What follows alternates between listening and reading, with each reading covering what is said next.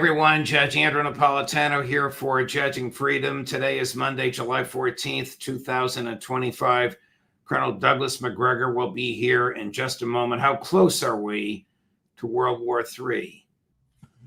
Colonel Macgregor, my friend, thank you very much for coming here. Before we get into big picture about how volatile and dangerous Ukraine has become and the Middle East has become, President Trump, just about 15 minutes ago, it's now Monday, early Monday afternoon, announced a seismic shift, a dramatic increase in the amount of arms the United States would be sending to Ukraine through a circuitous route of selling them to allies who will then either sell them or give them to Ukraine. But the numbers are vastly increased over what they were even in the Biden administration. How do you read this, Colonel? Well, I suppose if we look at it from the standpoint of what could have been announced and wasn't announced, it probably is not nearly as dangerous as it could have otherwise been. Originally, there were discussions of trying to impose a no-fly zone, which didn't make a lot of sense since the Russians very rarely fly manned aircraft over Ukraine. Virtually everything is unmanned or missiles or drones, whatever you want to call them. So that didn't make a lot of sense. Then there was this discussion of monumental tariffs that would be imposed on Russia, and it looks like President Trump has backed away from that, punting the whole thing 50 days into the future, which I think is probably the least damaging thing he could do for himself at this point. So what are these weapons? I don't know. I mean, obviously, we're going to try and send them Patriot missiles. I don't know what else we have planned. I don't see us providing any of the standard missile family, SM-2, 3, 4, 5, 6, and so forth. So I don't know what else we're giving them or selling to our allies. I don't know what the allies are going to provide. I was prepared for a stupid comment endorsing the decision of Chancellor Merz to use Taurus missiles against the Russians for the purpose of attacking the manufacturing facilities inside Russia that turn out so many weapons and missiles and rockets and so forth. Didn't hear that. So on the one hand, I think the glass is half full. In other words, it could have been much worse. And I don't know that what we're sending is really going to have much impact. I really don't think it will. What do they think they're accomplishing? I mean, I don't want to get too political, Colonel, because I want to prevail upon your military expertise. In the same breath in which he made this announcement, he said, it's Joe Biden's war, it's not my war. It is his war if he's going to continue and even increase the rate of military supplies. So bigger picture, have the neocons become triumphant? Is this Lindsey Graham waging the war? Well, I don't think Lindsey Graham could be very happy right now because he had hoped to achieve more. And I think he did the best that he could do in terms of manipulating President Trump. If you go back and listen to Graham's comments, which I reviewed earlier this morning because I was too busy yesterday to do so. And he talked about saying, well, Putin has got to learn that you cannot play Trump. And that really struck me as an interesting statement because that kind of statement would really appeal to President Trump. Nobody can play me. I'm Trump. I'm the tough guy. I'm the boss. You can't play me. Putin's not going to play me. Well, of course, that's all irrelevant nonsense. Has nothing to do with actually what's happening on the ground, never did. But I'm sure that appealed in some ways to President Trump. But then in the subsequent 24 hours, I think President Trump began to look at some grim realities. We have 8 days worth of missiles right now in our inventory. I'm talking about standard missiles, Patriot missiles. I don't know how many theater high altitude defense missiles we have. But the point is, after 8 days, we run out. And my sources inside the Department of Defense say, after 8 days, the conventional war is over and you have to go to a nuclear weapon. And I don't think President Trump wants to do that. So I think what he's doing is pretty typical for what most politicians do, Judge. He wants to be a little bit pregnant. Well, how do you get a little bit pregnant? Well, you give some things, but not everything. So in the final analysis, what has he changed? Nothing. Nothing fundamentally has changed at this point. And the interesting part is that my sources, and I do have some inside the administration, tell me that behind the scenes, there are talks between Moscow and Washington at very high levels, and they seem to be going well. So, this is more of the same. It's politicians don't like to be decisive. They don't like to take firm positions unless they're absolutely confident that everything will go their way. So I think what you're getting from President Trump is half a loaf, which in the final analysis on the battlefield will be no loaf at all. Here's the clip to which I think you're referring from Senator Graham. Chris, cut number 2. I expect in the coming days you will see weapons flowing at a record level to help Ukraine defend themselves.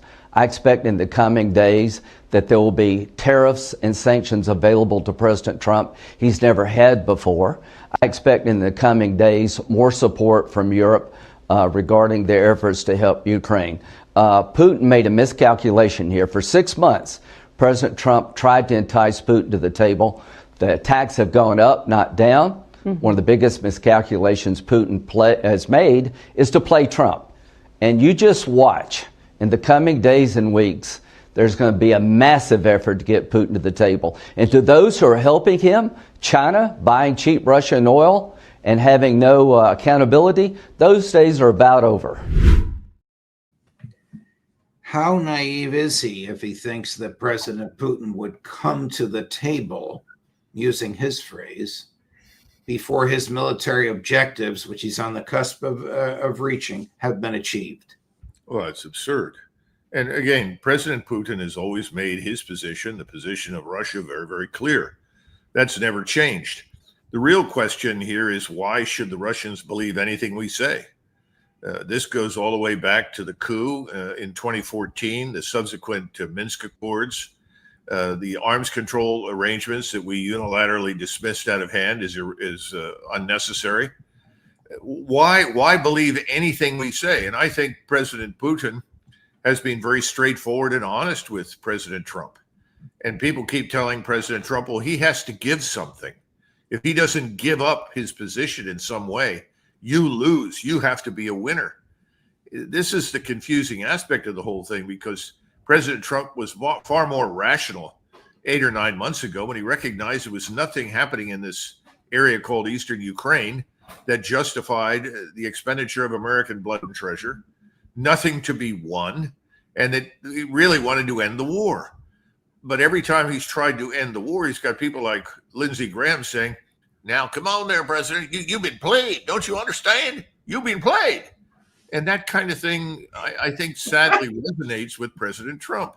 You listen to him on the golf course, and he says, you've been played. You can't allow this to happen. It's a lot of nonsense. We don't have any interest whatsoever in what happens in Eastern Ukraine. We never did. And Trump has always had it within his power to end this thing by simply declaring that and pulling out. But we want to be seen, or President Trump wants to be seen, as the heroic figure that brought about peace. Well, that's not going to happen. Right. I wonder if Senator Graham and his colleagues that agree with him still think they can use the war in Ukraine as a battering ram with which to drive President Putin from office. We haven't heard that articulated recently at all. No, look, they still live in a fantasy world. As we've said repeatedly from the beginning, they continue to believe the nonsense that Russia is weak, that Russian society is fragile, that Putin is a quote-unquote hated dictator.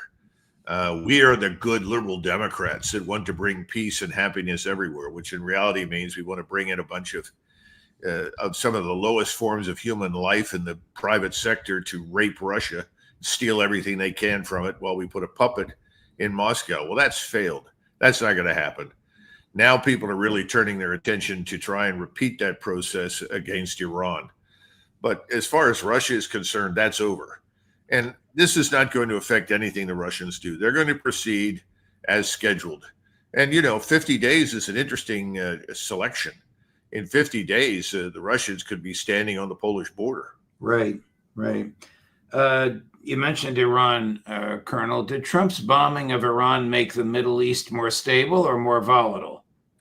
Not only is it more volatile, we are at war with Iran, and people don't seem to understand it. Simply because President Trump dropped bombs and then said, well, that's it. Now we want peace. I'm sending over coffee and sandwiches this afternoon, and we're going to get along and work together, is irrelevant. We are a co-belligerent with Israel at war in the region. And effectively, we're at war with everybody because Israel's at war with everyone at this stage. So, I think people don't understand. There was an Israeli named Yanon who back in the 1980s set forth a plan for the region. And it didn't work out quite as anticipated, but 40 years later, it now rings true. And he simply said, our first goal in the region is fragmentation, division. In other words, break up the region into smaller packets that are more easily managed by us. In addition to that, once they're fragmented, we want to pit them against each other. Then we want to subjugate, clean up, and ultimately resettle areas with Jews, replacing the populations who are there. That's what Bibi Netanyahu is all about. That's what he's doing. It's kind of interesting if you go back and look at Sharon and Gaza. We had problems with what Sharon was doing in Gaza in about 2001 through 2003. And ultimately, President Bush at the time told Sharon to get out of Gaza. And ultimately, they got out. He wanted to go in there and bulldoze houses and level places. And we said, we're not going to support that. Get out of Gaza. So he got out of Gaza. He came up with this new arrangement. It turned Gaza into a larger concentration camp, but at least it ended the intrusive measures by the Israelis on the ground. They got out, and the idea was that they would focus on securing Israel. Well, the roles have changed. It's no longer a question of the president telling the prime minister of Israel what to do. Right now, it is Bibi Netanyahu who tells Donald Trump what he wants him to do. And that's the true change that's happened over the last 20 plus years. What do you think they talked about last week? And do you think there's any connection between Netanyahu's presence in the White House for 3 meetings in 2 days and the announcement that there is no Epstein client list, Epstein, a notorious Mossad asset? Oh, I think it's priceless. It's like you can't make this sort of thing up. Now on the internet is an audio tape of Epstein talking about Trump, whom he's known for 20 years. It's terribly damaging. The truth of the matter is that if anything is going to drag President Trump down and destroy his administration at this point, it's Epstein. There's no question about it. And pretending that Epstein doesn't exist, or that's old news, or the file magically disappeared, all of those things are not going to work. Coming clean about the whole thing was always the best idea. But clearly, coming clean about it would expose President Trump to very, very severe criticism. Nevertheless, I still think it would be better to risk that than not. But then again, I'm not in the White House. I'm not advising it. But normally, somebody once said, a businessman said to his son, believe me, son, honesty is the best policy in business. I know. I've tried both. And I think that applies to politics. So I think President Trump would be better off standing up, taking the medicine, however painful it might be, and being honest and doing what he's doing. This is just going to metastasize. Epstein is going to get worse and worse and worse. Colonel, I'm going to play a clip which you may have seen. It's not a new one. It's President Putin in 2017, basically in his own words saying, no matter who you vote for, you get John McCain. American foreign policy doesn't change. I think you'll probably agree with this. Chris, cut number 7. I have a certain perspective. You see, I've already spoken with one U.S. president and another and a third. Presidents come and go, but the policy doesn't change. Do you know why? Because the power of the bureaucracy is very strong. So someone gets elected, comes in with their own ideas, and then people show up with briefcases, well-dressed, wearing dark suits like mine, but not with a red tie, more like a black or dark blue one. And they start explaining how things should be done. And everything changes right away. You see what I mean? This happens from one administration to the next. Is he right? Is Trump his own man, or does the deep state tell him what to do? Well, what is the deep state? The Israel lobby, the war lobby, the people in the pharmaceutical industries. The intelligence community. Yeah, the intelligence committee, obviously. So I think, he simplified it. It's a very Russian simplification. Men in dark suits show up and tell you what to do. Stalin not with red ties, but with black or navy ties. Yeah, but Stalin was famous because he had suggested to the leader, the man who ran the NKVD in the 1930s, black trucks would have painted on the side meat. And these black trucks would show up in the middle of the night in front of a building. People would be pulled out, dragged in, go into the black truck, and they would disappear. They would end up in the gulag or just be executed, out of hand. But the joke was they painted meat on the side of it. So everybody that was visiting Russia, who was a foreigner, said, "Oh, look at this. Stalin's doing such a marvelous job. He's providing meat to everyone." People didn't know what the hell was going on. So that's very Russian, for him to sort of characterize it that way. But it's a little more subtle, but it's real. But on the other hand, there's something else happening that I don't even think Putin understands. And this is very important. If you go back to 1914, at the time that Franz Josef was assassinated in July, and everybody went through there in June, and then all the month of July, people went through these discussions. What happens next? What should we do? We end up in this terrible war. In Britain, the British were looking at a very serious problem. The British Empire was already declining in strength and power. Its industries could no longer keep pace with Germany's or with the United States industries. It wasn't producing steel in the quantity that was required. Its manufacturing base was already old. It was no longer infused with new technology, because new technology tends to reduce production costs. Production costs were actually rising in Britain, not declining. Germany was marching well ahead. And so the British decided, since they had an unemployment problem and serious problems with their industries and they were in decline, that they had a choice. They could do one of two things. They could say, no, we're not going to go to war. What we're going to do is we're going to recognize that we have to reform our economic structure. We have to pull back. We have to re-examine the way we govern. In other words, go through this whole process of re-examination. They didn't do that. It was far easier in their minds at the time to declare war. And so they went to war with a nation they had never fought. No German-speaking soldier had ever fought an English-speaking soldier. Never. And it was a catastrophe for Great Britain, and they come out of the war even worse off than they were when they went in. And the rest is history. World War II simply finished Britain as a great power. We face a similar situation today. We've fallen behind. We don't have much of a manufacturing base, as we've discussed before. We have this sovereign national debt. We can't deal with it effectively. Are we going to raise taxes? No. Are we going to repudiate it? Well, not yet. Then what are we going to do with it?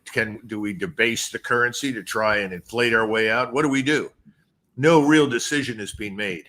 So we're in a position similar to the British Empire in 1914.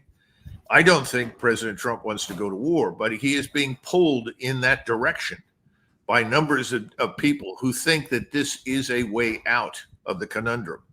And one of those is Bibi Netanyahu, because this war in the region is not over by any stretch of the imagination. He knows that. His goals are not achieved. And Israel is in a position where it either establishes unchallenged Jewish supremacy in the region, or in his mind, Israel can't exist. So he has to fight. That means we have to fight. And if we do, we'll end up like Britain did after the First World War. So I am hearing you say, Colonel, that we are co-belligerents with NATO and Ukraine against Russia. We are co-belligerents with Netanyahu and Israel against Iran. Are we slouching toward World War III? Well, we're also continuing to try and argue that we are confronting this thing called aggressive China over Taiwan. In other words, that we're still committed to the crazy, insane notion that we're going to wage war against the largest country in the world, whose missile arsenal makes Iran's look small and insignificant by comparison. and that somehow or another we're going to prevent the Chinese from establishing control over Taiwan. At the same time that we do that, the Chinese are ramping up because they see this as a threat to them. This is analogous to Cuba, an island offshore of the United States that has turned into an attack dog against us. So it's not just the two that you mentioned, it's all three. And we are really, really, really in over our heads. We're overwhelmed with logistical requirements that we can't meet. We can't sustain ourselves around the world in all three theaters. But no one wants to make the hard decision, which is what I talked about in the beginning. Do we back off? Do we recognize the problems we have at home? Do we deal with those problems, reform the economy, reform the way we govern, and move down a different road? In other words, do we willingly yield our political military hegemony over the globe? Because that's really what this is all about.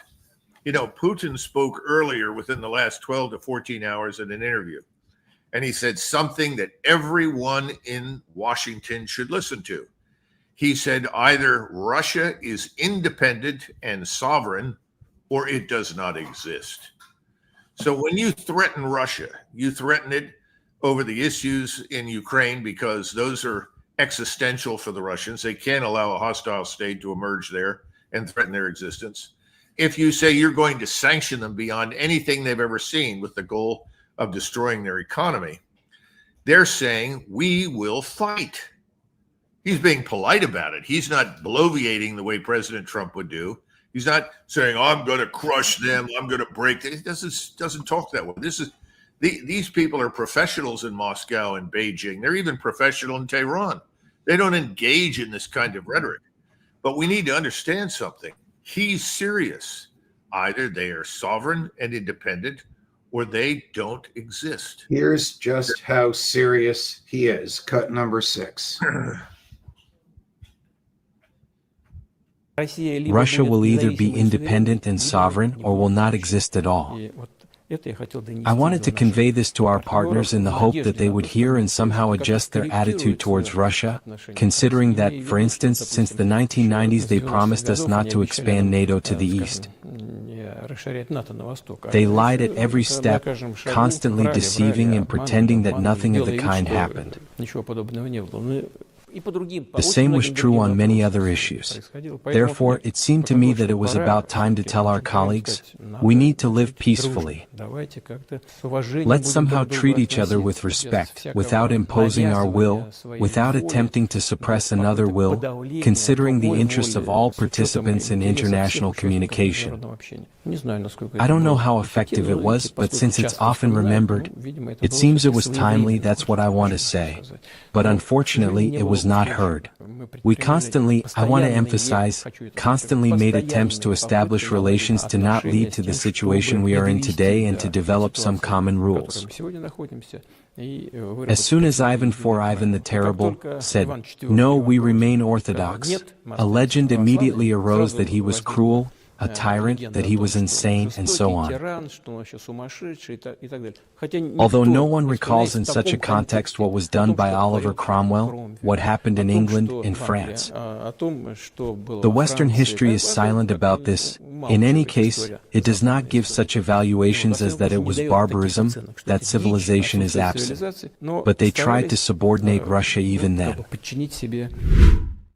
To subordinate Russia even then. A very, very smart and astute and articulately presented analysis, as you point out. How close are we to World War III? I think the Russians, the Chinese, even the Iranians would still like to do business with us.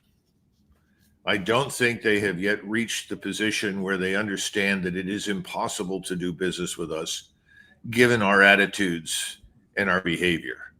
I still think they think something better can be devised. Now, how much longer will that last? I don't know. I mean, at some point, everyone becomes frustrated and fed up and says, we've had enough. You know, just as I was pointing out, Cuba lies in the Caribbean. What happens on the island of Cuba is of consequence to us. Now, how they govern themselves internally, that really doesn't make any difference. but how they connect with other countries, what kinds of technology other countries introduce into Cuba, particularly countries that are hostile to us, well, then that becomes a national security matter. That's the same thing with Taiwan and China. There's no difference whatsoever. When you go to Ukraine, Ukraine lies on Russia's border. Eastern Ukraine presents a real existential threat to Russia, given what we've done to build up that part of the world and attack Russia. So these things are hard to avoid. The same thing is true in Iran. The Iranians are not virulently, incurably anti-American. They would like to do business with us. But how do you do business with a country that says they're backing an Israeli strategy, which is designed to utterly fragment, disintegrate, destroy Iran? And now we've widened the war because we've extended it to Azerbaijan. So now we have Azerbaijan in the mix, which is designed to break up this BRICS transportation network that would run from southern Iran all the way up into Russia and Europe and vice versa. That is sort of an added bonus of encouraging Azerbaijan to invade northern Iran with the hope of once again dividing and fragmenting and destroying Iran as a state. We are all over the map, Judge. I'm not even sure that President Trump understands the extent to which the CIA, working with MI6 and the Mossad, operates independently. I don't think anybody's been in to brief him on the subversive activities they engage in, and no one has made clear what the implications are strategically. Because I think if he understood it, he would not be comfortable.